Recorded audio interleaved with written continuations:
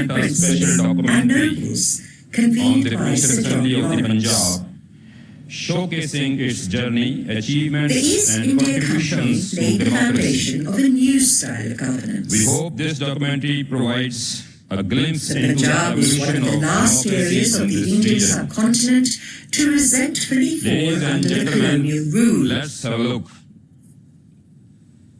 After almost a year-long war. Immediately following its annexation, the Punjab was made part of the Bengal Presidency and administered separately by a board of administration. After 1853, the board was replaced by Lieutenant Governor's rule. After the War of Independence, people of subcontinent were introduced On a chilly for the morning first of time with February, the system of back in the works. year That was the 1859, great change for verdant the people of expanses subcontinent. of Lawrence Garden in 1858, as the dust of 1857's War of Independence settled elsewhere and never seemed to cause Punjab, along with the rest of the British India princes, came directly under the boot convened by Sir John Lawrence.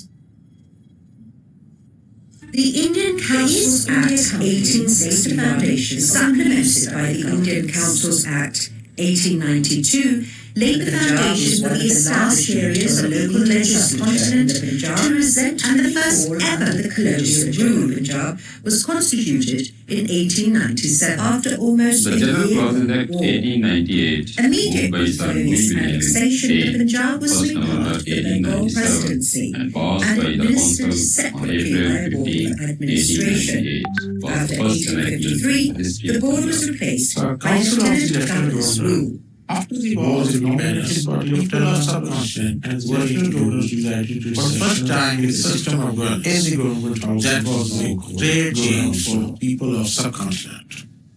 In 1858, 1920, dust of the Indian Government of India Act 1919 settled elsewhere. Councils of the Lieutenant Governor of Punjab with the rest of the Punjab legislature came directly under the functioned during the British Crown from 1921 to 1936. The Indian Council of the Council was shifted to Darbar Hall, supplemented by the Councils Act. The Council 92 laid the foundation for the establishment and the rest were nominated in Punjab, and the first ever legislature of Punjab was constituted in 1897.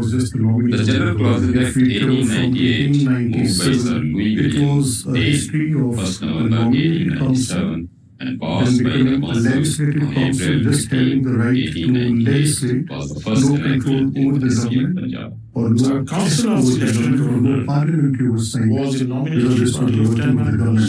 As It was in Andhra Pradesh legislature that Allama Iqbal was a member of this parliament.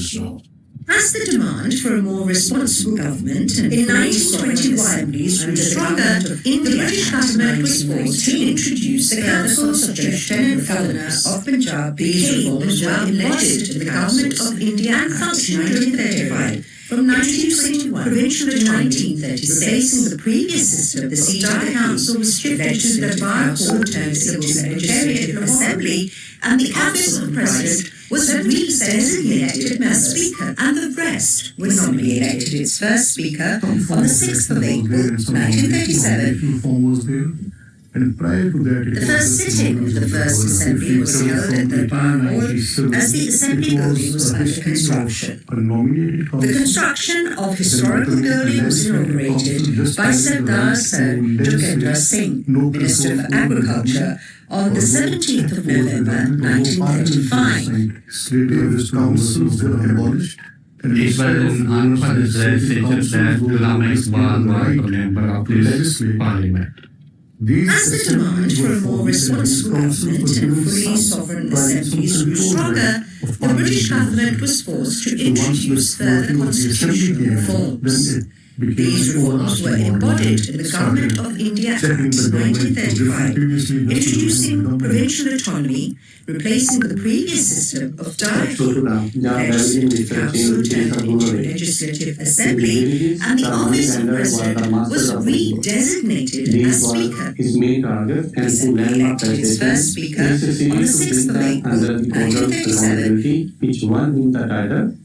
The first sitting of the First Assembly was held at the Bar Hall as the Assembly started playing an active role in the political process. Construction of historical building was inaugurated by Sardar Jogendra Singh, Minister of Agriculture, on the 17th of November 1935. He worked side by side with Qaid-e-Azam Muhammad Ali Jinnah Sahab and with Uthman Fatma Jinnah. Given the right to legislate. The first meeting of the First Assembly in the newly constructed remarkable building of the Assembly was held on the 10th of November 1938. The Assembly came in, then This was the beginning of a glorious history of the legislative and parliamentary system of the Punjab, as a new style of legislative rule had found its moorings in this fertile land of the five rivers. The money lender was the master of the world. these was his main target, and to landmark legislation, he succeeded to make them under the Inaugural accountability, which one was the target, primary target. 5 less or 5 more.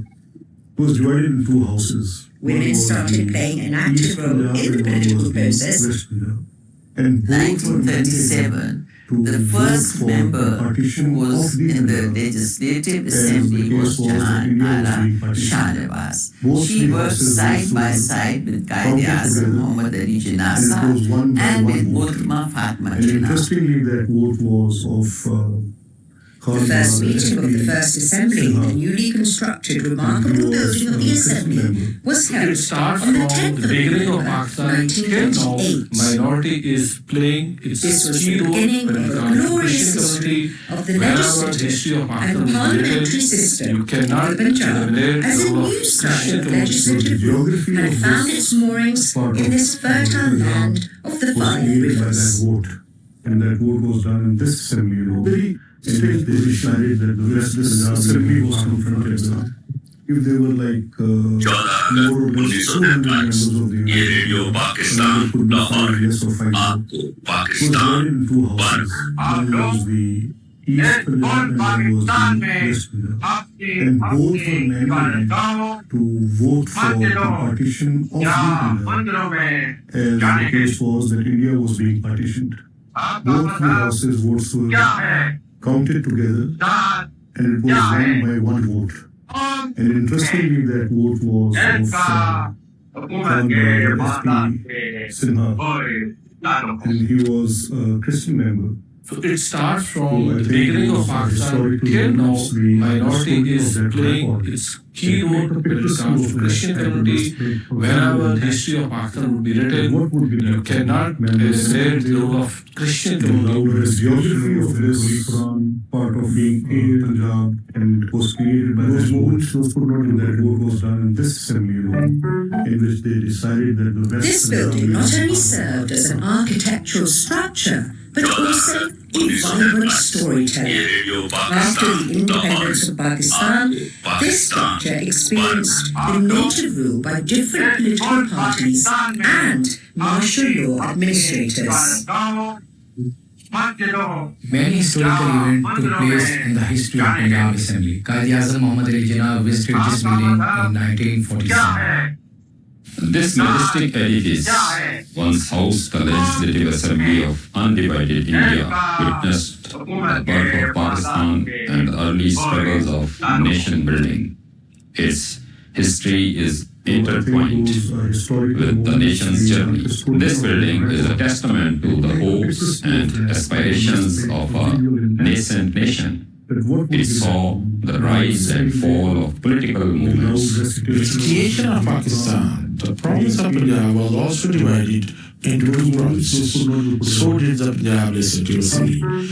These carried forward This building not only served as an architectural structure, The but second also Punjab a Assembly vibrant was constituted in storyteller. 1951. After the independence of Ceased to exist Pakistan, upon the this formation of structure one experienced in the native 1955. rule by different political parties. The Assembly witnessed the martial law administrators' one-unit resolution merging the Many provinces of historical West events took Pakistan place in the into a history of single Punjab Assembly. unit. Qaid-e-Azam This Muhammad Ali Jinnah controversial visited this decision building in aimed at 1947. administrative efficiency, but This majestic ultimately edifice proved once divisive, housed the Legislative contributing to the Assembly rise of of undivided provincial India, autonomy. witnessed the birth of The second Pakistan constitution and of early Pakistan struggles was of promulgated nation on building. March 1, Its 1962, history which is provided for a intertwined unicameral with legislation. the nation's The journey. principle This of basic building is a democracy testament was to the introduced for the hopes first time and in the country, aspirations and of the system our of nascent indirect nation. elections was It saw presented. the rise and fall The of next two political provincial assemblies of movements. West Pakistan, the creation of Pakistan in 1962 was also in 1965 provinces constitution. So did the Punjab. On March 25, 1969, carried for martial law was dissolved in 1949.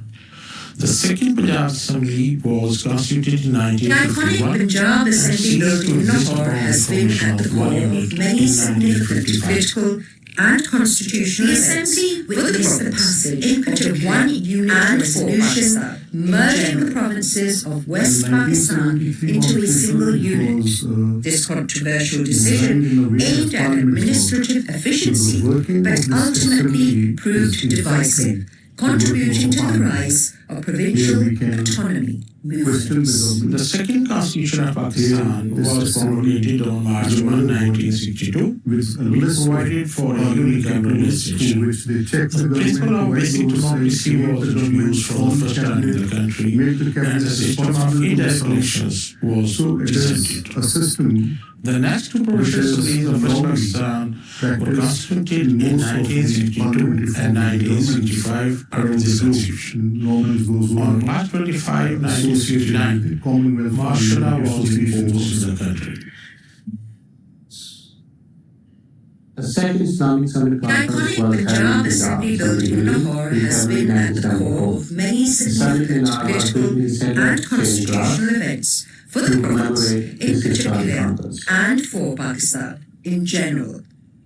In 1973 constitution, it was designed as parliament's work. The Assembly's proceedings were halted by the imposition of martial law, marking an unwarranted break in Pakistan's democratic history. The Constitution was kept in abeyance. The building's silence underscored the suppression of democratic institutions. It's like, planting a tree, and the tree is, say, 5 years old, and you pull it apart. How will it mature? It will not mature. But if you plant a tree and you let it mature, it will have a strong roots, strong branches. Associated with the Commonwealth Parliamentary Associations also. The Assembly witnessed the return of democratic elections in 1985, albeit under a heavily controlled political landscape. The building once again became a hub of political activity, albeit with limitations. With the lifting of martial law on December the 30th, 1985, the Constitution was wholly restored. The Assembly's proceedings were halted by the imposition of martial law, marking an unwarranted break in Pakistan's democratic history. The Constitution was kept in abeyance. The building's silence underscored the suppression of democratic institutions. But there is not more to achieve. It's like planting a tree. We celebrated our golden jubilee in 1987 and you pull it apart. on completion of 50 years in this mature, building. it will not mature. But if you plant a tree, The parliamentary journey was once again intercepted by yet another military coup on the 12th of October 1999. The proclamation of emergency kept the Constitution of Pakistan and its political institutions inactive for 2 years. Ultimately, general elections held on the 10th of October 2002 became a stating of political activity, albeit with limitations. With the lifting of martial law on December the 30th, 1985, the Constitution was wholly restored. Is for creation of the executive as being the birthplace for the Everybody government. says, is the what have we done, Pakistan? What has we gained? I feel that Pakistan has gained a lot. Bills, We are not losers. budgets. We are So the place achievers. you sit, But there you is a talk, lot more to you achieve engage if in we dialogue. will. We celebrated In our these golden words, jubilee the in words that are uttered 1987 are on basically completion a of 50 foundation for years us. in this building. The parliamentary journey was once again intercepted by yet another military coup on the 12th of October 1999. In 2021, emergency, a new chapter to the Constitution of Pakistan of this political institutions, the largest in 8 years. The building has been constructed, general elections held on the 10th of October 2002, reinstating the Parliament. It features eyes and nose lobbies with capacities of 200 each. It can be claimed that the current assembly is the most dynamic and vibrant assembly. Many instrumental changes have been brought in its functioning by the present speaker. Of the working is the working of the committee system to legislate, unless you have effective fast budget standing committees. So the place where you're working of the parliament in talk, you're working the assembly is incomplete for that matter. In these words, we just decided which are uttered here that those who are basically the foundation empowerment of the standing committees should be in conformation with what the Constitution says. Our committees are very effectively functioning, and we have formed certain caucuses for this. In 2021, a new chapter began with the inauguration The proceedings of of this assembly sessions and meetings of the committee are The broadcasted building has live, been constructed and their with the archives means are of the also necessary available on mind. our official website and social media platforms, It features accessible to the eyes and public, nose lobbies, giving a message of capacities inclusion of and 200 participation of each. the public in the parliamentary procedure. That the current assembly is the most Today, dynamic and after vibrant assembly. Many 176 years, instrumental on changes have another been brought chapter in its functioning by the present speaker. of 2025, the Assembly session is starting with the same enthusiasm in a new building. Standing committees. The Punjab Assembly has come a long way of transformation and empowerment of the people from a nominated body to an elected assembly. That those rules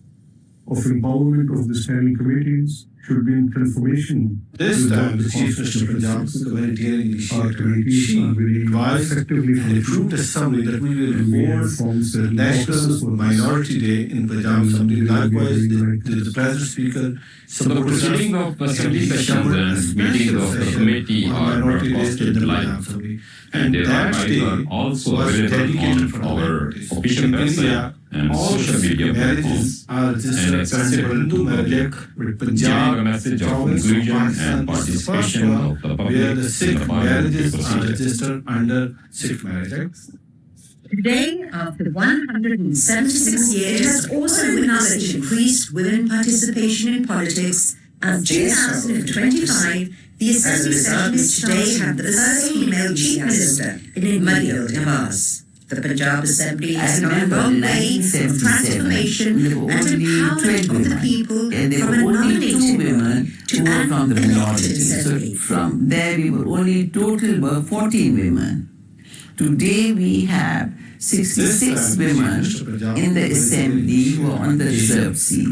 There are 9 women in the Punjab assembly who are elected, and our CM is an elected CM. Supported us, and he summoned a special session on The story of the Punjab Assembly is a that testament to the day enduring was spirit dedicated of to democracy. minorities. In India, As the province moves all the forward, Sikh the marriages Assembly are will registered remain under a symbol of Hindu hope, with Punjab progress, province of and Pakistan a is the first testament one to the where the power Sikh of the marriages people. are registered under Sikh Marriage Act. It has also witnessed the increased women participation in politics and their struggle for democracy. As a result, we today have the first female Chief Minister, Maryam Nawaz. I remember in 1977, there were only 12 women, and there were only 2 women who were from the minority. So from there, we were only total were 14 women. Today, we have 66 women in the assembly who are on the reserved seats. There are 9 women in the Punjab assembly who are elected, and our CM is an elected CM. The story of the Punjab Assembly is a testament to the enduring spirit of democracy. As the province moves forward, the Assembly will remain a symbol of hope, a beacon of progress, and a testament to the power of the people. Thank you. Thank you very much. I hope you enjoyed this presentation, taking us on a journey from the early days of democracy to its deep-rooted presence here today. Worthy delegates, the CPA Asia region comprises of 8 branches, among which are 4 national parliaments of Bangladesh, Maldives, Pakistan, and Sri Lanka, and 4 provincial assemblies of Pakistan, namely Balochistan, Khyber Pakhtunkhwa, Sindh, and Punjab. Similarly, the CPA Southeast Asia region is based on 15 branches, the national legislatures of Malaysia and Singapore, and 13 state legislative assemblies of Malaysia from Johor, Kedah, Darul Aman, Kelantan.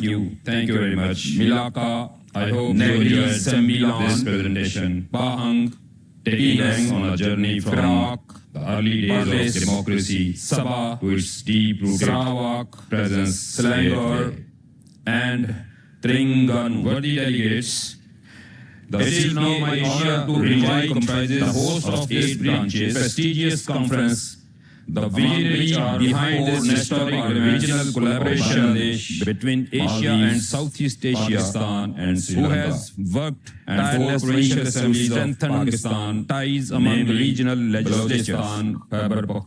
Please welcome Honorable Malik Muhammad Ahmad Khan, the Speaker of the Provincial Assembly of the Punjab, is based on 15 deliver his welcome address, the national legislatures of Malaysia and Singapore, and 13 state legislative assemblies of Malaysia from Johor, distinguished delegates, Kedah, my sincere Darul Aman, apologies for the quality of sound. I Kelantan, think I could not help it. Milaka, It's the dome's Negri, echo Sembilan, which just Pahang, went the way it is Penang, supposed to go Perak, because echo matters. Perlis, Sabah, Honorable guests, Sarawak, distinguished delegates, Selangor, I have and been told to read out a Terengganu. paper which is actually difficult to me. It is now my honor to But invite still, because the it has host become of this part of the prestigious CPA conference, the visionary behind so I this have to go historic through the details regional of the collaboration between Asia Honorable and guests, Southeast distinguished Asia, delegates, esteemed who colleagues has and worked friends, tirelessly it's to a moment of strengthen immense pride and ties privilege among for me to regional stand before you legislatures. today as we Please gather welcome here at the historic Punjab Honorable Assembly Malik Muhammad for the Ahmad first Khan, joint Speaker of the Commonwealth Provincial Parliamentary Assembly of the Association, Punjab, CPA, to deliver Asia his and welcome address Southeast Asia Regional and formally Conference. declare the conference On open. behalf of the Punjab Assembly and people of Punjab, I extend my heartfelt gratitude and warmest welcome distinguished to delegates, each and every one of you my who has sincere traveled apologies far for from the quality of near and sound. far I think I could across not help Pakistan and It's from the different dome's nations echo to be part which of this just significant went the occasion.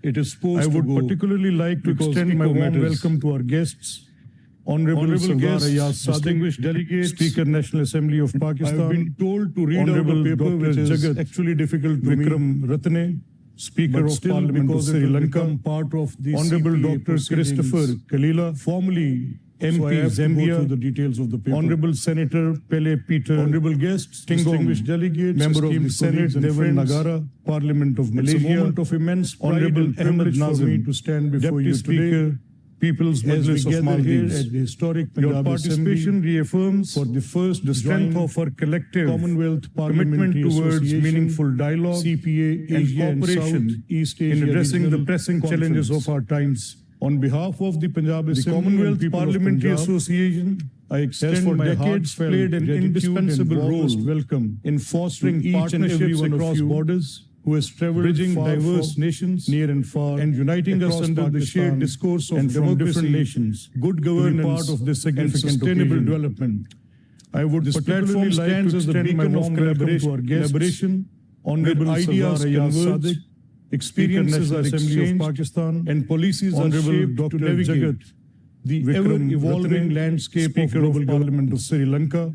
As the host Honorable Assembly, Dr. Christopher we assure you Kalila, that Punjab Assembly remains MP fully Zambia, committed to providing an environment conducive to insightful deliberations and productive engagements. Parliament Pakistan, and specifically Lahore, Honorable Ahmed is known for its generous hospitality. And we will do our utmost to ensure that your stay reaffirms is comfortable, the strength of our collective and enriching commitment towards distinguished guests. We live in a world that is dynamic and ever-changing. The pressing challenges of our times. Challenges emerge at the Commonwealth Parliamentary Association pace, has requiring governance models that are both proactive and adaptive partnerships. It is imperative that we emphasize the fundamental roles of elected representatives at the grassroots levels, good governance, urban and rural sustainable development. This platform stands as a beacon of collaboration, serve as cornerstone of democratic institutions, and are vital in shaping policies and that address the needs of the people effectively. The ever-evolving at the same time, we cannot overlook the rapid achievements as the host in artificial intelligence AI that Punjab Assembly that are reshaping the very fabric of governance and environment information to dissemination and employment relations and productive engagement. While AI opens new avenues for efficiency and progress, is known for its generous hospitality. It also presents us with unparalleled challenges. Utmost the spread of misinformation, the rise of anonymous keyboard warriors, and the displacement of distinguished traditional human roles. In a world as policymakers and ever-changing, we have new responsibility of preparing our legal and governance structures for an uncertain governance models that are one that is evolving, active and adaptive beyond our conventional understanding. It is imperative that we emphasize the fundamental role of representation of elected representatives closer to the 2030 agenda for sustainable development and rural SDGs. It is deeply concerning strong local governments are still far from achieving democratic and inclusive and just society, and are vital in shaping policies. It is unacceptable that address the needs of the people effectively. We continue to at the same time we cannot overlook the rapid achievement legislative artificial intelligence AI children that are reshaping the very fabric of individuals and religious and ethnic minorities, and employment addressing these inequalities. While AI opens it is not just a moral for imperative and progress, but also presents us with unparalleled sustainable and meaningful spread of misinformation. However, the rise of anonymous even as we deliberate on these matters and the displacement, we must acknowledge the overarching crisis that looms as policymakers over our shared future. We bear climate change responsibility has proven to be the defining challenge of our times. It is also posing a grave question, one that is efficacy of our parliamentary governance understanding as our ecosystems equally critical economies of representation. As we move repercussions of the environmental degradation for sustainable development beyond the realm of rising temperatures, it is deeply concerning. They seep into every aspect of governance, are still far from healthcare, education, and just even territorial disputes over natural resources. That in 2025, the urgency to act has never been greater. Witness glaring disparities in for legislative nations, protection of women. We must channel our efforts towards policies, especially that safeguard our environment for generations to come. And ethnic minorities. The themes of this conference have been these inequalities to reflect the common challenges faced by our nations in this region. But among us, there exist several sustainable and meaningful progress. Instances where governments, parliaments, even and civil society on these matters have devised innovative solutions the overarching crisis that looms. This conference over our shared future. Climate to learn from one another has proven to share our defining challenge of our time. Build strategies that will posing a pave the way for regional cooperation of our and collective resilience. As we move forward and we economies the Lahore Charter. We shall adopt at the conclusion of this conference will serve as a guiding light, rising temperatures, intertwined, they seep into every aspect of governance, peace and prosperity. Be it healthcare, let this document be a testament to our even territorial disputes and our unwavering resolve to build a future. The urgency to act has never been greater, sustainable and inclusive. Representative for respective nations, I extend my best wishes for our efforts towards policies that safeguard our environment for generations to come. Visiting Pakistan for the first time, conference have been you are in a land curated with history, culture and warm challenges faced by our nations in this every monument. Among us, there exist several remarkable success stories. We hope you instances where the governments, parliaments, and civil societies yourselves in vibrant heritage of innovative solutions. I want to appreciate the role of Secretary General. This conference is a golden Chaudhary and his team for us from to learn from Assembly Secretariat to share our experiences, smooth arrangements for this wonderful event that will paved the way for regional cooperation and collective resilience. I would also underscore the privilege of having senior-most parliamentarians the Lahore Charter and former speakers we shall adopt in the House at the conclusion of this conference. Honorable Rana Mohammed as a guiding light, who has been Speaker of our House towards development, peace and prosperity. Let this document be a testament to our shared aspirations, who has been Speaker 3 times, resolved to build a future Mr. Saeed Ahmed Khan equitable, sustainable, Sardar and Dost Mohammad Mazari, Deputy Speaker. In closing, I extend my best wishes for a pleasant and Ms. Zakia Shah Nawaz in Lahore for their wonderful contributions towards this conference. Pakistan for the first time. Thank you, and you are in a land conference marked the beginning culture and warmth of deeper cooperation, every street and enduring friendships. Every tradition in this city once again, a unique story, and I wish you all, we hope you the very best of the discussions ahead. Thank you very much. Yourselves in vibrant heritage of Lahore. I want to appreciate the role of Secretary General Amir Habib Chaudhry and his team from the Punjab Assembly Secretariat, ensuring smooth arrangements for this wonderful event. For your warm and insightful words. I would also underscore our first the distinguished speaker this morning is Honorable Dr. Christopher Kalila, in the House today. MP from Zambia Honorable Rana and Mohammed Chairperson of the CPA Executive Committee. I now invite you to deliver your remarks. Janab Honorable Mia Manzoor Ahmed Khan Wattu Sahib, who has been Speaker 3 times. Mr. Saeed Ahmed Khan Minhes, Honorable Sardar Dost Mohammad Mazari, Deputy Speaker, Khwaja Manshaullah Bhatt Sahab, Ms. Zakia Shah Nawaz for their wonderful contributions towards this conference. Thank you, and thank you very much. This conference marked the beginning of deeper cooperation and enduring friendships. For this very wonderful opportunity once again, for me, and I wish you all to stand in front the very of best of the discussions ahead. August Thank you Assembly. very much. I would like to begin first by recognizing the presence of the Speaker of the National Assembly of Pakistan, for your warm and insightful words. Sadiq, who has found time to be with us. Our first distinguished speaker this morning is Honorable Dr. Christopher Kalila, humbly recognize MP from Zambia, the leadership and Chairperson of the CPA Executive Committee. And I now invite the President you to of the deliver First your Joint remarks. Asia and Southeast Asia Regional Conference, and also Speaker of the Provincial Assembly of Punjab, Honorable Malik Ahmad Khan. Colleagues and friends, may I just ride on the protocols? Thank you. That have already been established. Thank you very much by Master of Ceremonies, the previous speaker, for this very wonderful and opportunity. would like to first begin by to stand in front, introducing myself fully to many of you Assembly who may not know me. Our name is Honorable Dr. first Christopher Kalila.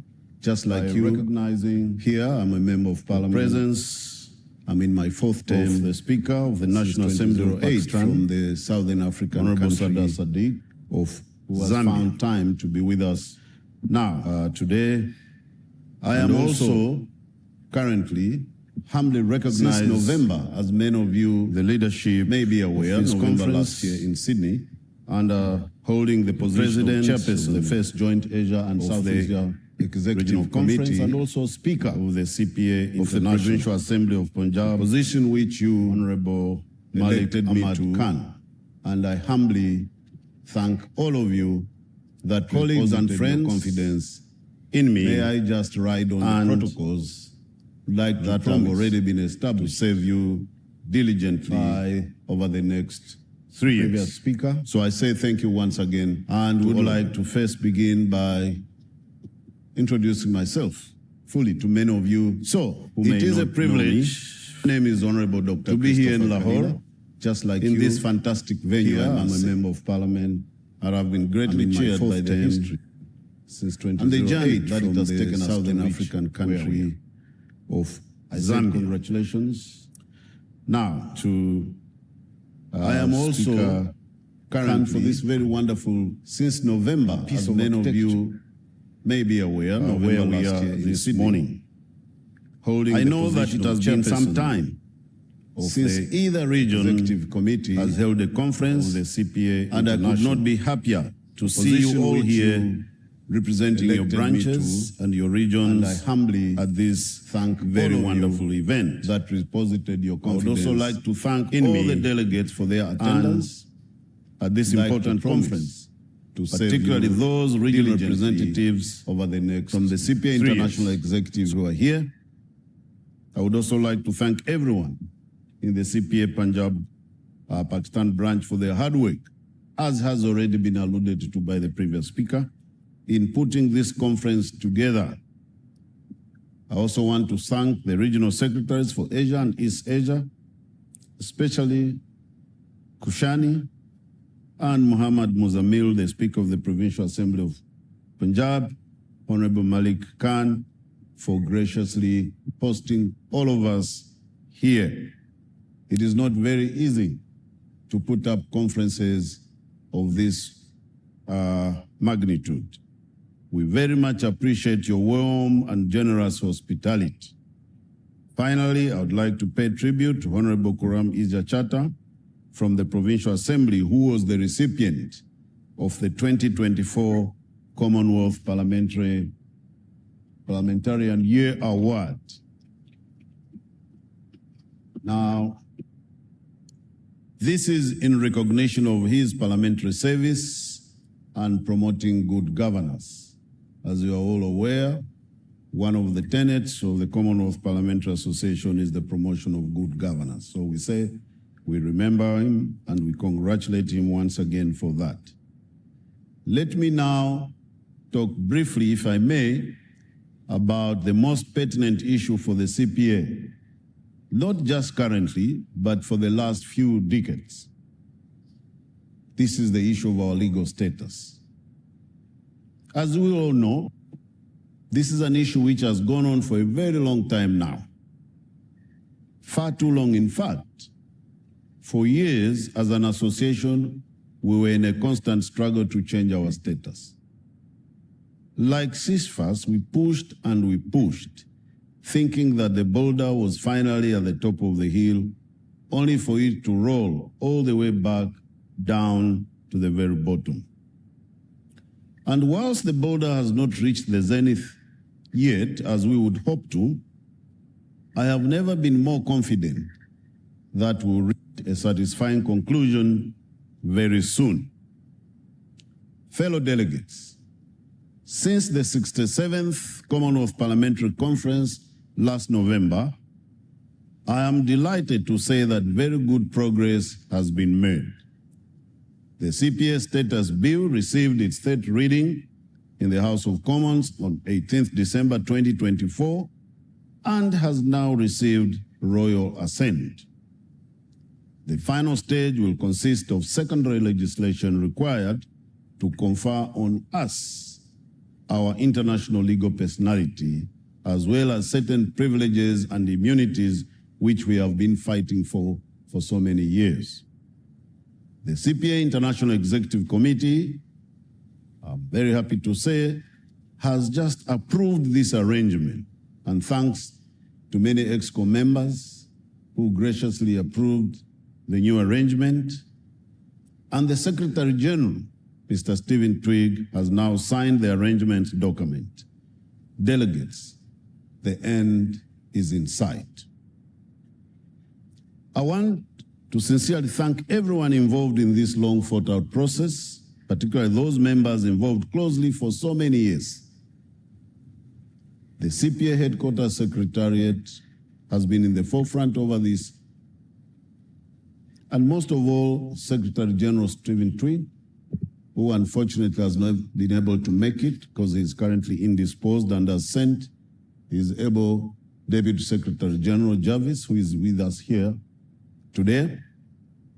And also, I want us to remember the role played by the immediate past international chairperson, Ian Gring.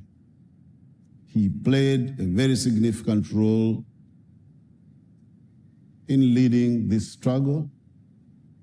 I know that he's no longer a member of parliament, but I think it's only befitting that we must also place on record our utmost thanks, together with Stephen Twigg and many others, all of you, who have voiced out vehemently for a new CPA status. So we appreciate them and we thank them for bringing us this far through their tireless effort.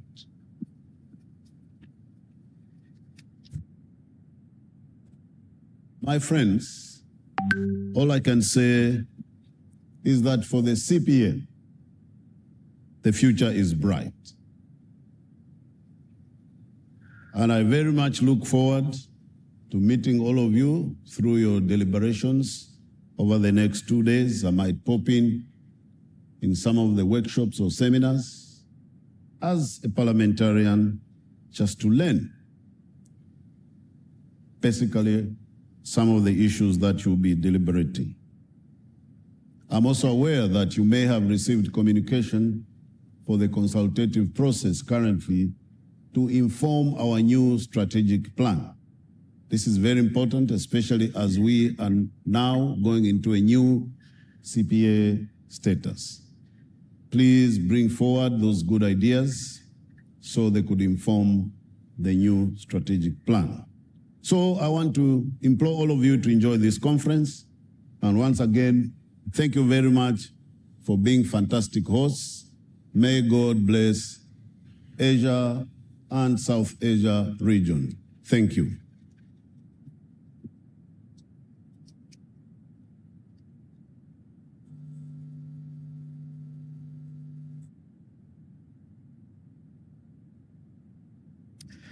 Thank you, Honorable Dr. Kalila, for your valuable insights. Now we have Honorable Senator Pele Peter Tengom from the Parliament of Malaysia. May I now request you to share your remarks with us, please.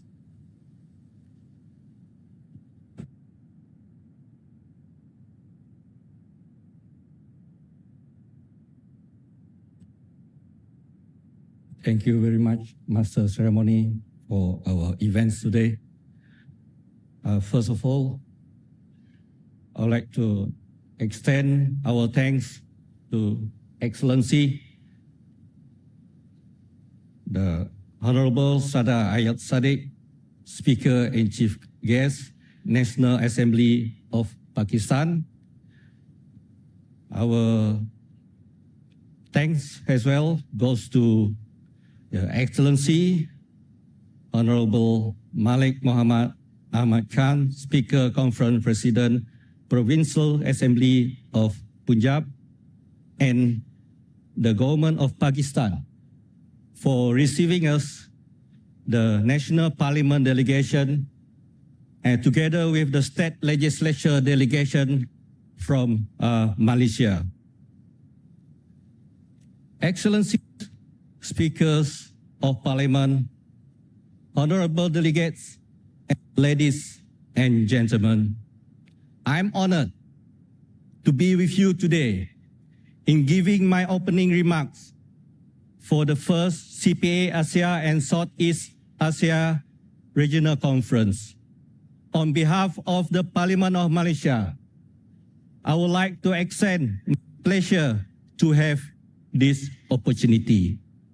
I believe this historic gathering of parliamentarians marks a significant milestone in the journey of the Commonwealth Parliamentary Association, CPA, towards strengthening parliamentary collaboration and regional cooperation. This gathering also reflects the spirit cooperation, friendship, and solidarity among the countries and the people in Asia and Southeast Asia region. Collaborative governance for shared regional challenges is topic of profound importance to our shared future. The importance of collaborative governance is a new level of social, political engagement between and among the several sectors of society that constitutes a more effective way to address many of modern societies need beyond anything that the several sectors have heretofore been able to achieve on their own.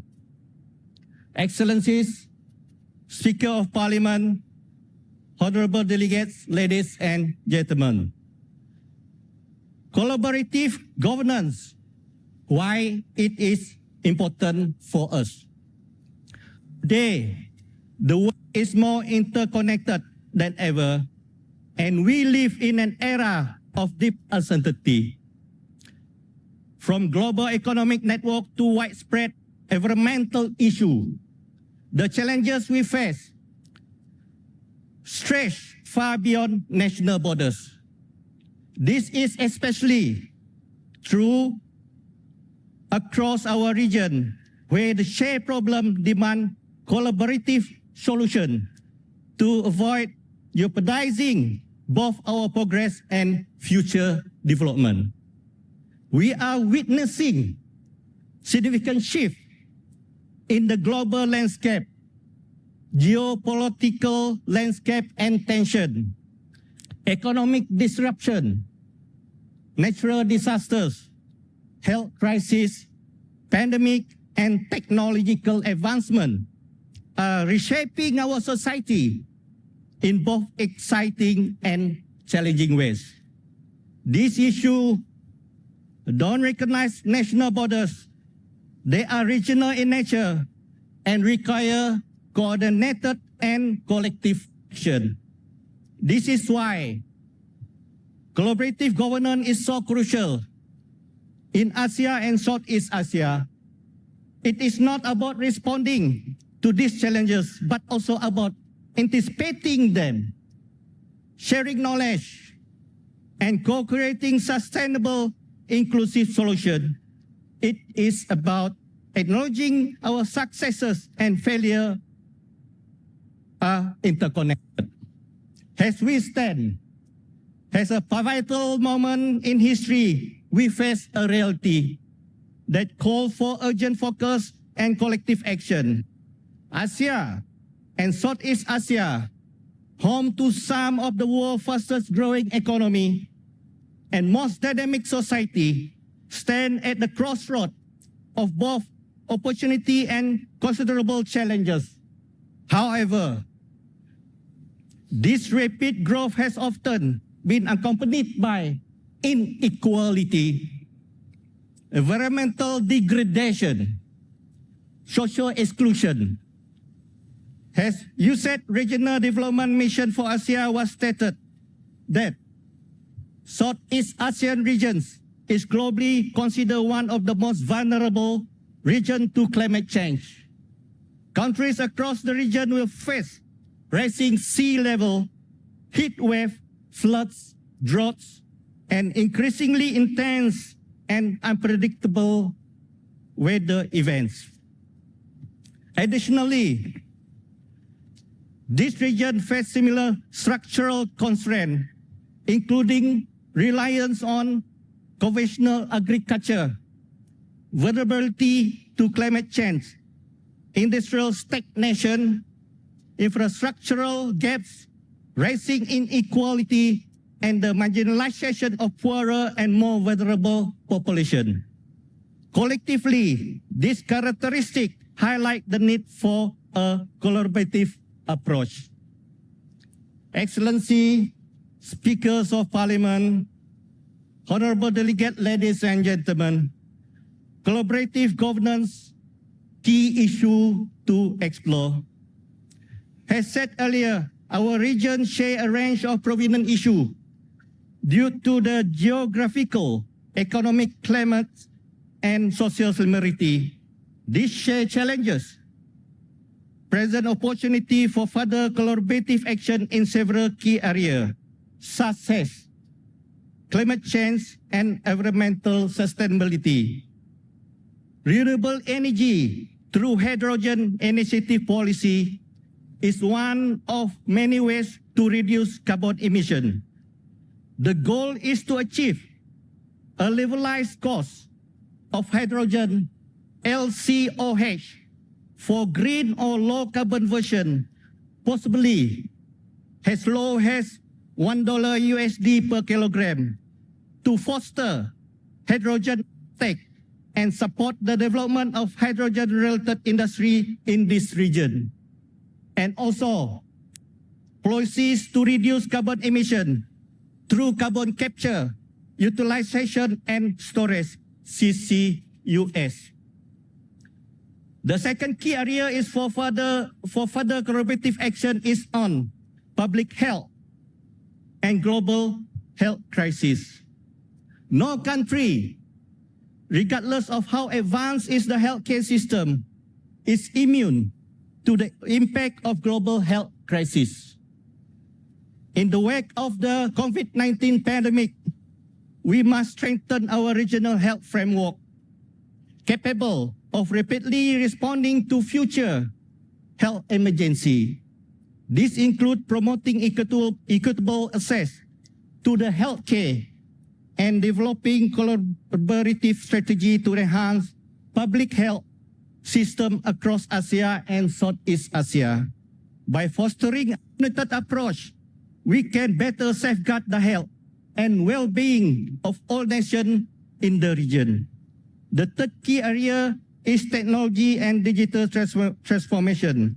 This is relevant to what has been mentioned by the Honorable Speaker of Punjab early on, that Asia, including Southeast Asia, is at the forefront of technological innovation. Yet, digital transformation accelerates, so do the risks. Issues such as data privacy, cyber threat, digital inequality, and the ethical use of technology are emerging as a major concern. Collaborative governance in this area harness the potential of digital age for economic and social good, who are ensuring that no one is left behind in this digital divide. Excellency, Speaker of Parliament, Honorable Delegate, ladies and gentlemen, Malaysia has an ASEAN Chairmanship in 2025. ASEAN Chairmanship in 2025 marks pivotal moment for Malaysia. Quoting our Prime Minister's speech in January 2025, the Right Honorable Dato Sri Anwar Ibrahim emphasized that the ASEAN Chair, Malaysia will remain dedicated to fostering shared growth, bolstering regional cooperation, and maintaining openness to trade, development, and commerce. The will entail promoting an inclusive and sustainable approach to peace and security in our immediate region and beyond. In the same vein, through its leadership, Malaysia ensures that regional cooperation remain a cornerstone for overcoming challenges and promoting sustainable development across this region.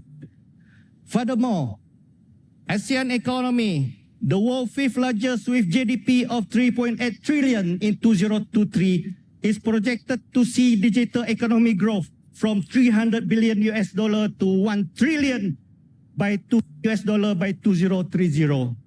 This goal was reinforced in the 5th ASEAN Digital Ministers meeting in January this year, which highlighted the need for collaboration among stakeholders to unlock full potential of ASEAN digital economy. This can be done in this Asia and Southeast Asia region of CPA. This underlines the importance of Malaysia and ASEAN exploring the new avenue for collaboration in shaping the region's digital future. Therefore, members of this region are encouraged to explore a new cooperation, particularly in area of digital economy and artificial intelligence or AI. Excellency, Speakers, Parliament, Honorable Delegate, ladies and gentlemen, in conclusion, the challenges we face in Asia and Southeast Asia are complex and multidimensional. The road ahead will not always be easy, but by embracing the principle of collaborative governance, we can transform our shared regional challenges into opportunity for growth, peace, and shared prosperity.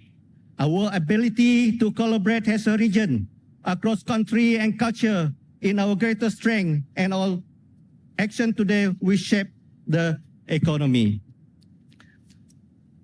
As I am confident, this conference, the first UN CPA Asia and Southeast Asia Regional Conference, at this beautiful and peaceful region of Punjab, Pakistan, will foster a close rapport and strengthen our mutual understanding among all participants, as manifested by the title of the conference and the topic in discussion.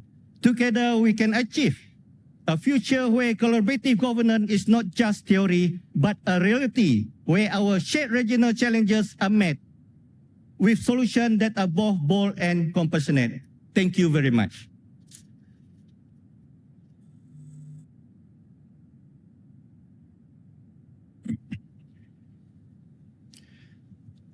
Thank you, Honorable Senator, for your contribution to our discussions. Now I invite Honorable Ahmed Nazim, Deputy Speaker of the People's Majlis of Maldives, to deliver his remarks.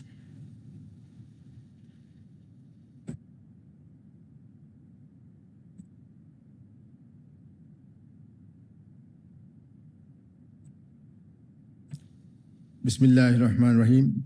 Ladies and gentlemen, esteemed delegates and honored guests, it is both a profound honor and a privilege to address to you today at this inaugural ceremony of the first joint CPA Asia and CPA Southeast Asia Regional Conference here in the vibrant and historic city of Lahore, Pakistan.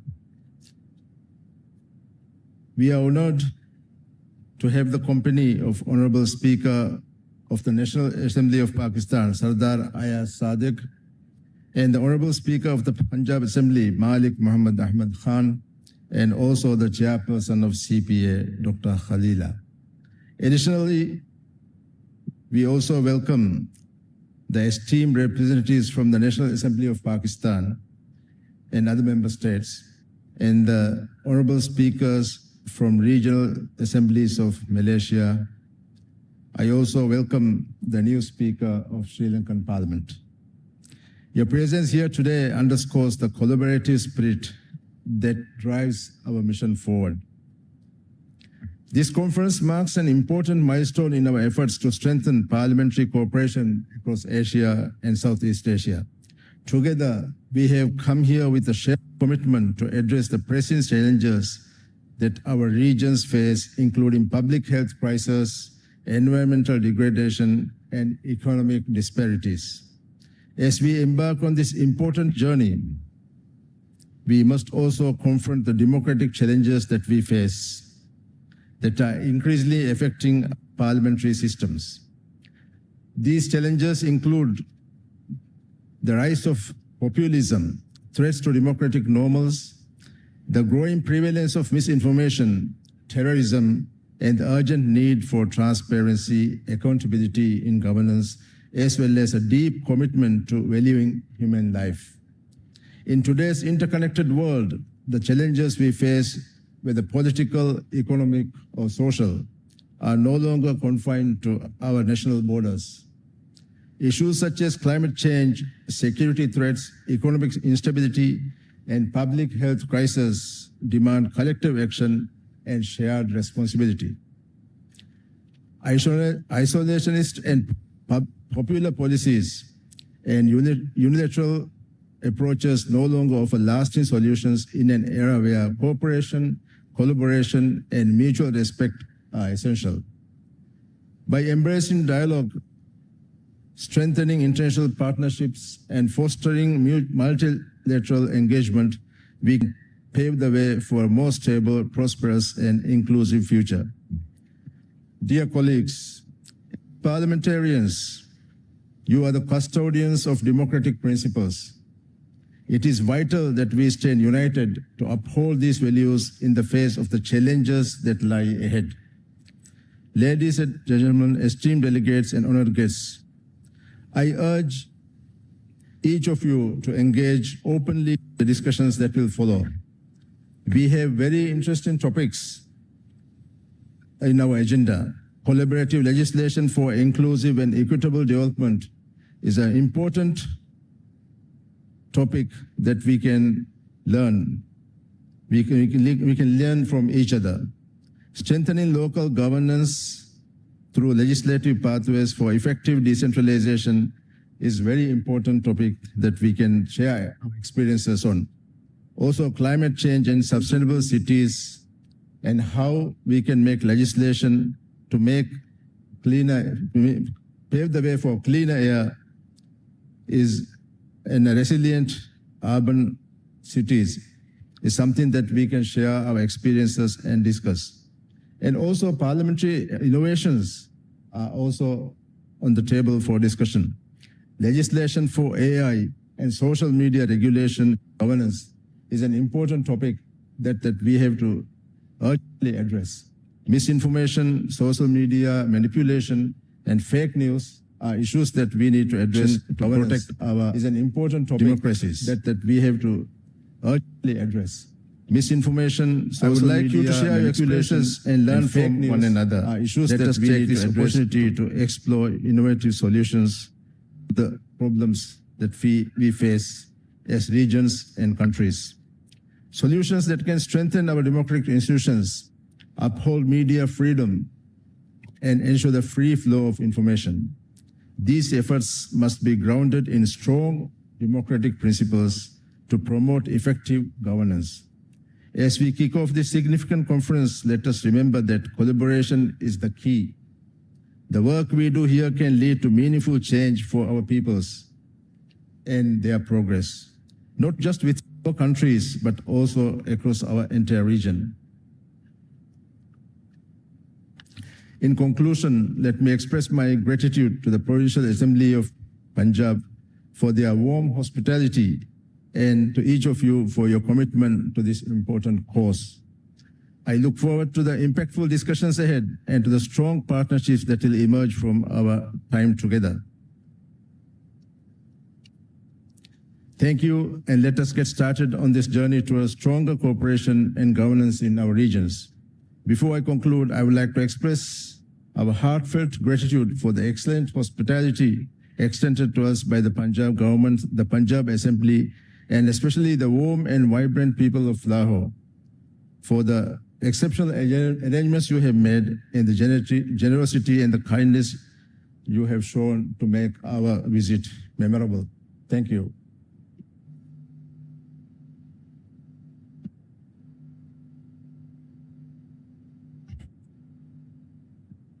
Thank you, Honorable Deputy Speaker, for your meaningful thoughts. Now, I invite Honorable Dr. Jagat Vikramarantne, Speaker of the Parliament of Sri Lanka, to share his thoughts.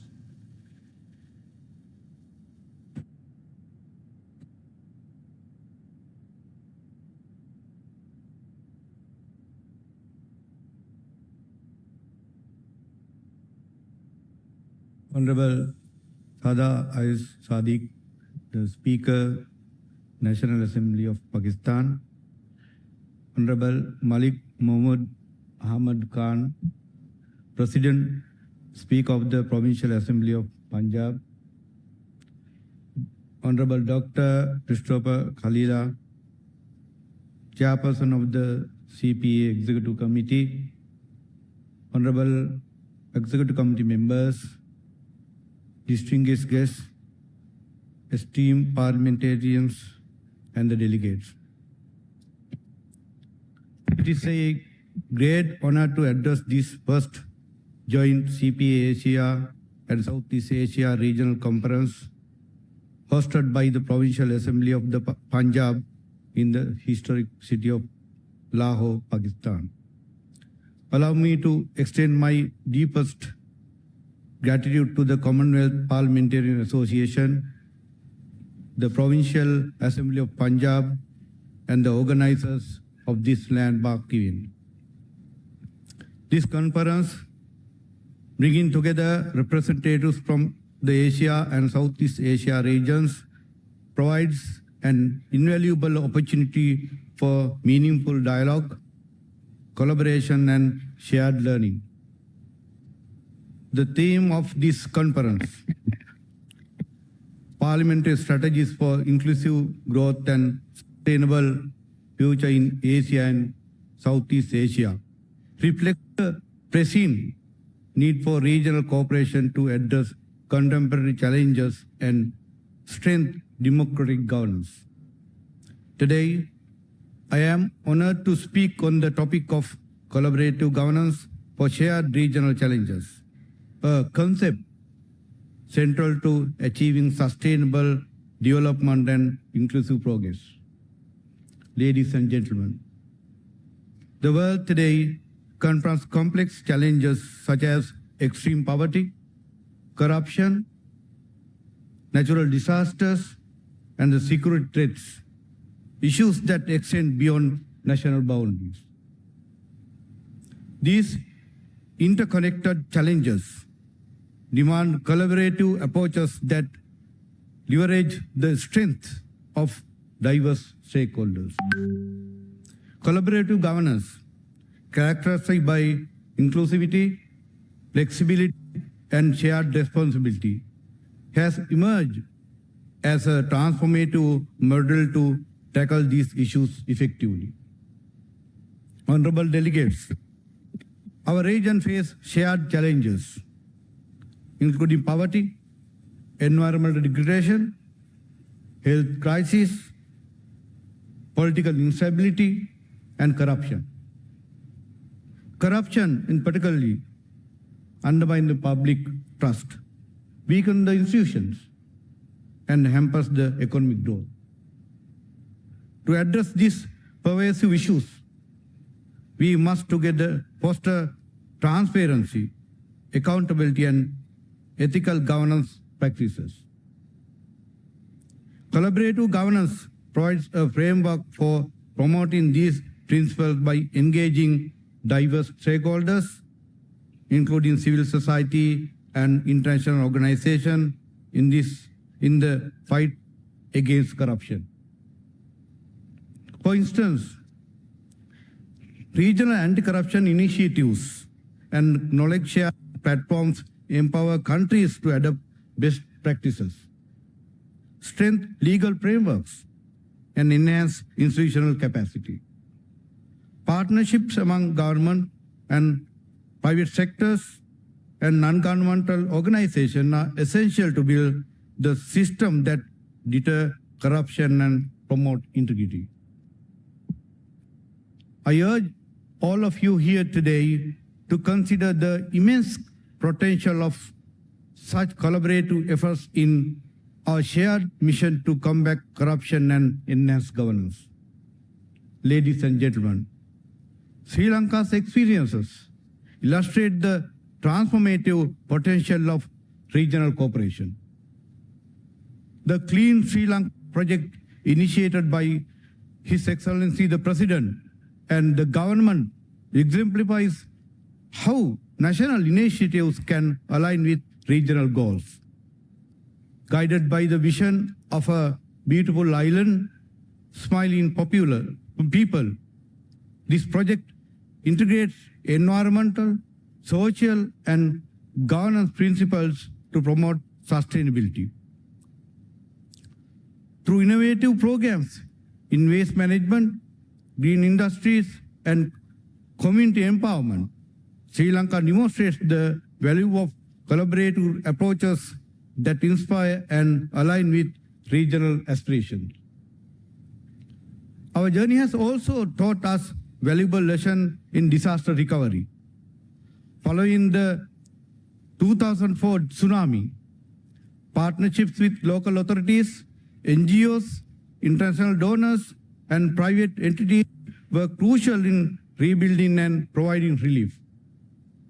Similarly, during the COVID-19 pandemic, regional cooperation through initiatives like the SARC COVID-19 Emergency Fund enables resource sharing, vaccine distribution, and strengthen the public health responses. Distinguished participants, Sri Lanka has taken steps to combat corruption by implementing reforms to enhance transparency and accountability in governance. These measures include adopting e-governance system to reduce bureaucratic inefficiencies, fostering public-private partnership to ensure ethical business practices, and strategies to strengthen statutory bodies that act against bribery or corruption. Such efforts contribute to a culture of integrity and serve as a model for regional cooperation in addressing corruption. As we look towards the future, let us recognize the importance of partnerships in achieving economic growth, social inclusion, and environmental protection. Collaborative governance facilitates the resource sharing and collective action to address cross-border challenges. By embracing collaboration, we can ensure sustainable resource management and align our efforts with global and regional development plan goals.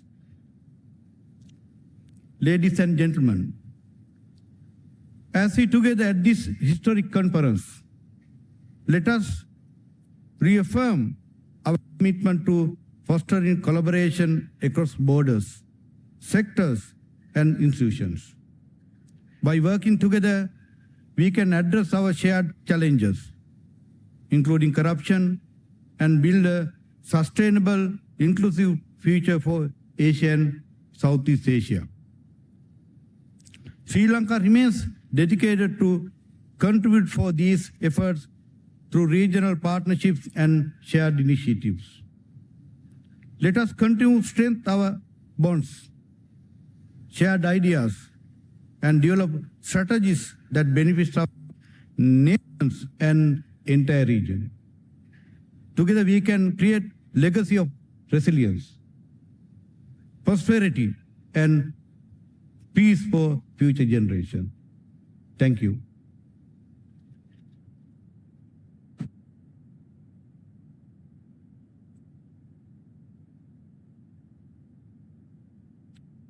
Thank you, Honorable Speaker, for your gracious words. Ladies and gentlemen, we now come to the highlights of today's ceremony. The address by our chief guest, Honorable Sardar Ayaz Sadiq, Speaker of the National Assembly of Pakistan.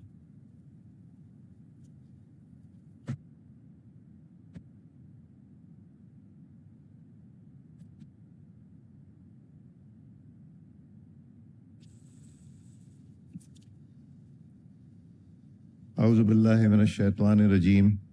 Bismillahir Rahmanir Rahim. Honorable Malik Ahmed Khan, Speaker of the Punjab Assembly and our host today. Honorable Dr. Jagat Vikramakante, if I'm right, Speaker, Parliament of Sri Lanka.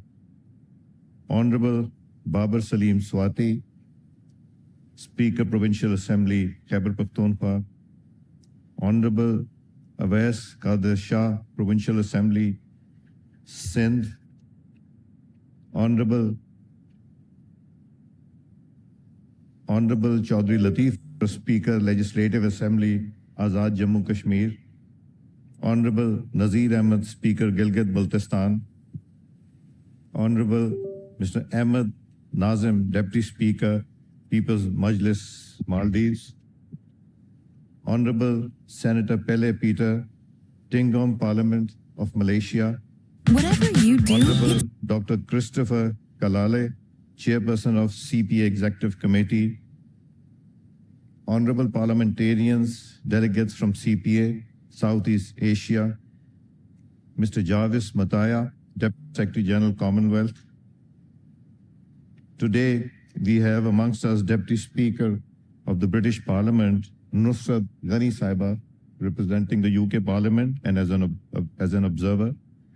I see amongst us my honorable colleagues from the National Assembly of Pakistan, senators from the Senate of Pakistan, members of the Provincial Assembly, young cabinet members, emphasis is on young, because most of them are much younger than at least me. And this is one of the youngest cabinet, I think, ever in any province or in the National Assembly. I am also pleased, I was informed by the Honorable Speaker of Punjab, we have Vice Chancellors, academia, students, members of the youth organizations, doctors, lawyers, deans of faculties also here today to witness this gathering. I'm pleased to address the first ever joint conference of CPA Asia and CPA Southeast Asia region. Today's gathering is a testament of our shared commitment to inclusive growth and sustainable future for our respective countries and regions. I have a personal attachment with CPA, as this distinguished assembly of parliamentarians for 56 Commonwealth countries elected me unopposed as the president in 2015 in Cameroon.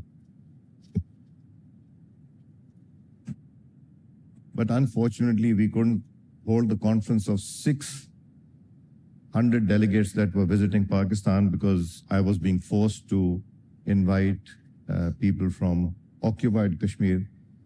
And I refused to do that, and I resigned as president. That is the only time Pakistan got this prestigious post.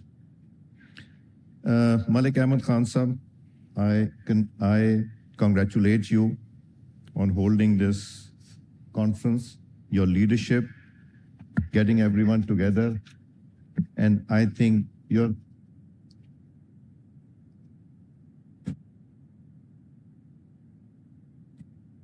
it's been a long gap since our last regional meeting held in Islamabad in 2019. Frequent interactions amongst our legislators is imperative to strengthen parliamentary ties, foster closer regional cooperation, collaborate in advancing democracy, good governance, sustainable development in our region. Dear participants, we are pleased to welcome Maldives back to our Commonwealth parliamentary fraternity. Our two countries have long history of parliamentary cooperation, and I'm sure that presence will enrich our joint pursuit for a democratic South Asia. I had the privilege of visiting Maldives and was pleasantly surprised to know that the Parliament of Maldives was a present from the government of Pakistan. The building itself. Pakistan and Sri Lanka share warm historic rooted ties, mutual respect, collaboration. We remain committed to advancing peace, trade, and cooperation. And many don't know, but we have a special relationship with Sri Lanka, which I think it's not necessary to mention here. Similarly, Pakistan and Malaysia enjoy a long-standing friendship built on economic partnership and strong people-to-people connections. We appreciate Malaysia's role in promoting regional peace and development and look forward to enhanced parliamentary and economic cooperation. While we miss the absence of the Parliament of Bangladesh here in Lahore, I nevertheless firmly believe in the wisdom and acumen of the Bangladeshi leadership and hope for early return of democratic institutions there. I avail this opportunity to convey our sincere wishes for peace, prosperity, and people's rule to our Bengali brothers and sisters. It is also heartening to note the presence of the Honorable Provincial and Regional Speakers of Balochistan, Khyber Pakhtunkhwa, Gilgit-Baltistan, Sindh, Azad Jammu Kashmir. Only 2 months back, I had the honor of hosting the 18th Speakers Conference of all legislative chambers in Pakistan, where we jointly took key decisions for ensuring parliamentary supremacy to enhance performance and effective oversight. I would also like to share here that which my honorable younger brother Malik Ahmed Khan pointed out, after the 18th Amendment, I appreciate the Provincial Assembly of Punjab for bringing their rules and procedures in conformity with Constitution and all the Constitution and at par with National Assembly for effective parliamentary functions. There was a lot of difference between the rules we were following and what the provinces were following. We've learned through experience and practice, and they were kind enough to adopt. And I'm sure the other provinces are also looking at it. One of the major milestones of the 18 Speakers Conference was the creation of the first ever Pakistan National Group of Commonwealth Parliamentary Association. This will ensure better coordination within our respective legislators, paving way for the meaningful role in the Commonwealth fraternity. Dear guests, democracy across the globe are facing challenges of populism, polarization, and elite capture. As electorates' expectations surpass the executive's performance world over, the debate on good governance has taken the center stage, where executive's performance and Parliament's ability to effective oversight both remain under strict public scrutiny. This calls for wider public participation, sector involvement, and inclusion of all segments of society, especially women, youth, children, marginalized community, and persons with disability at all levels of decision. In the National Assembly of Pakistan since 2014, we have introduced parliamentary courses which are being taught in many universities all over Pakistan. We have opened up the parliament to schools, colleges. We have, I think, exceeded about 3,000 internees from the National Assembly of Pakistan representing all provinces. We have also offered courses for other parliaments who have already undergone some courses to come to Pakistan Institute of Parliamentary Services to obtain whatever knowledge we have. It is this phenomenon of collaborative governance, ladies and gentlemen, which can enable our respective struggling democracies to win over the confidence of our electorate and at the same time check the onslaught of fake news and disinformation. My country, Pakistan, presents an ideal case study in this regard, where our nascent democratic order is successfully struggling to answer the challenges of poverty, climate change, digital transformation, public health on one hand, and confront the onslaught of digital decay by invoking the two fundamental dictums of collaborative governance, namely consensus building and collaborating network.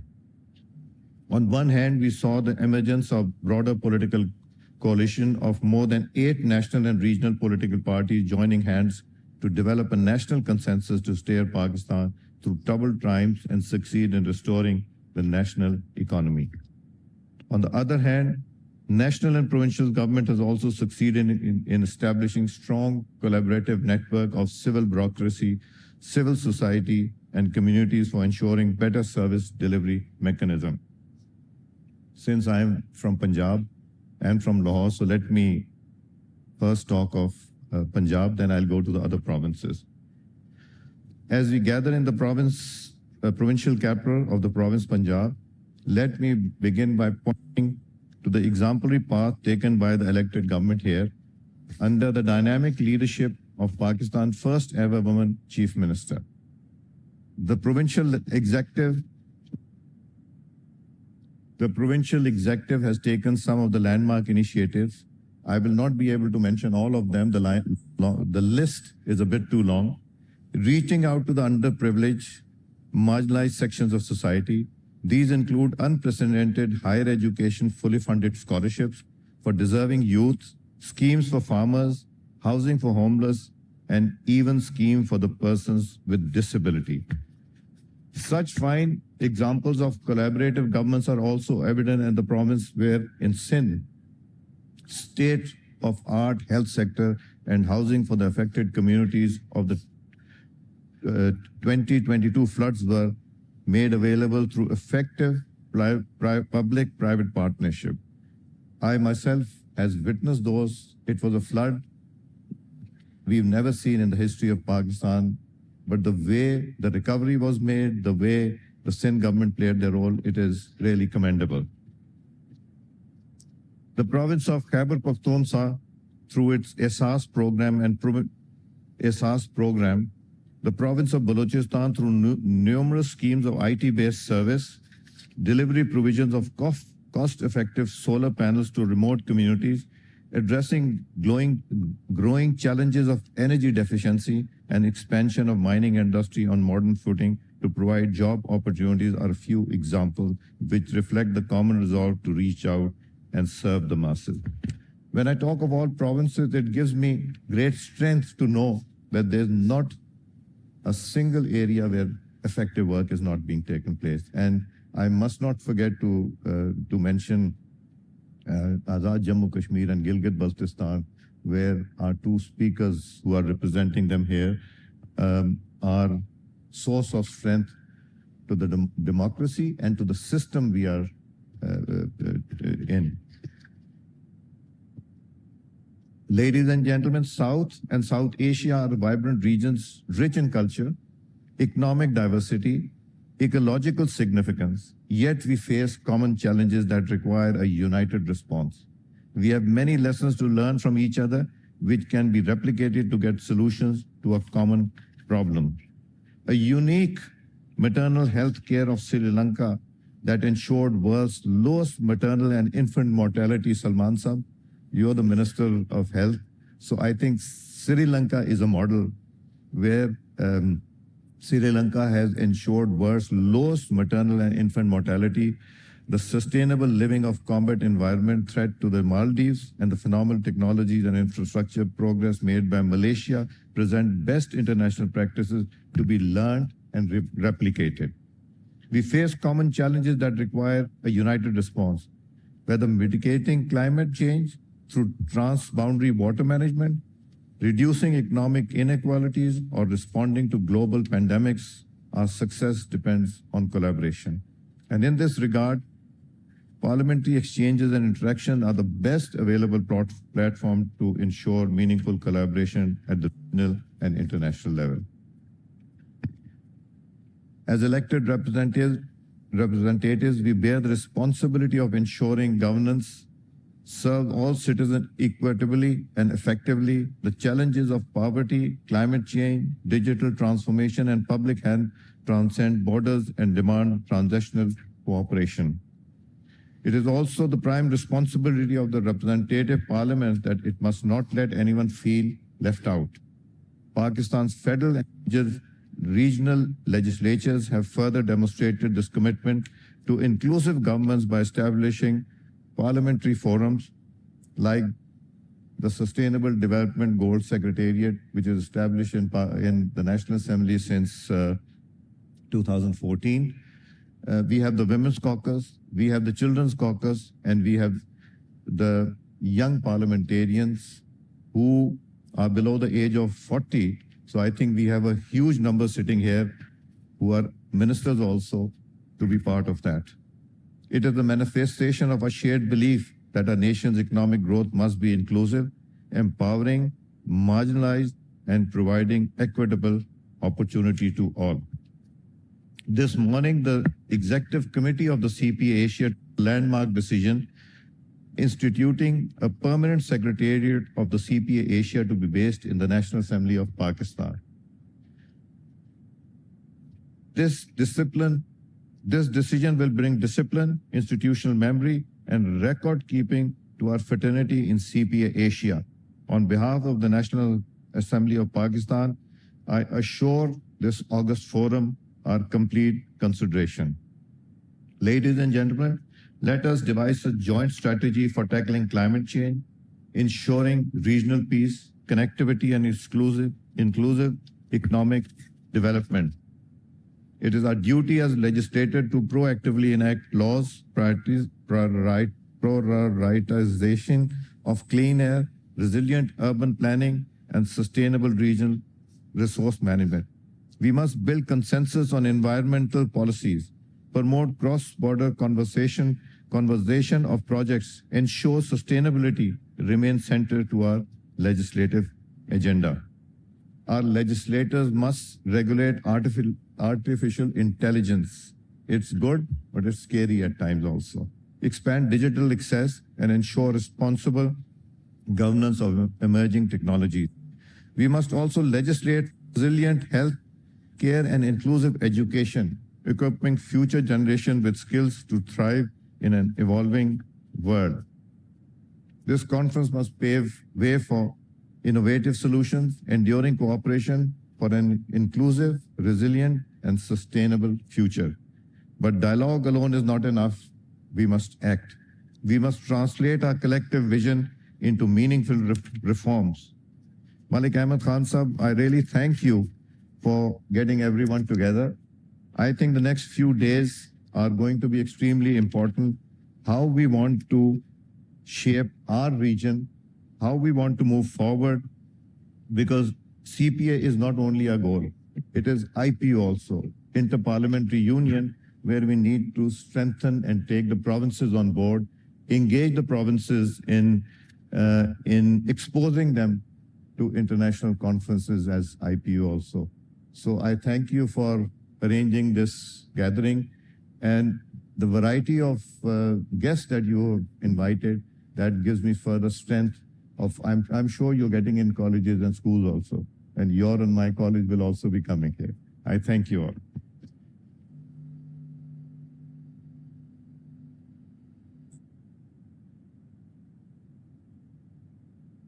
Ladies and gentlemen, distinguished guests, before the Secretary General announces the further program schedule, I would take this as an opportunity with immense pleasure to announce, as the Speaker National Assembly already mentioned, that we have worthy speakers of Gilgit-Baltistan present in the House, Mr. Nazir Ahmed, and worthy speaker of AJK Assembly, both are present in the House, and the Executive Committee of the CPA Asia region, along with East Asia, in that Executive Committee meeting, has approved of their long-standing demand to be, as an observer status, to be part of the CPA. Now, I would request on the further program to be detailed in before the delegates. Thank you, sir. I need your kind attention, please. Jummah prayers will be conducted at 1:30 p.m. Adjacent in the special enclosure to the Mosque of Assembly. Following this, you are all invited to join us for lunch hosted by the Honorable Deputy Speaker, Punjab Assembly, in the front lawns. After the Jummah and lunch break, please come back right here for the last event of the day, a plenary session which will commence at 2:30 p.m. sharp in this very hall.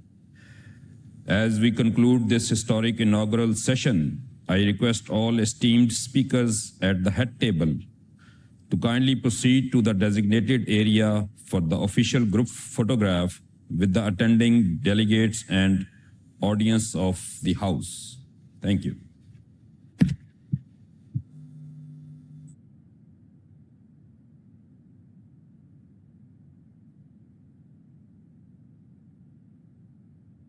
All other participants to remain seated and then proceed for Jummah prayers, and our non-Muslim friends would enjoy a few drinks while the prayers are on, and then there will be lunch afterwards. And 2:30 we will convene the session again.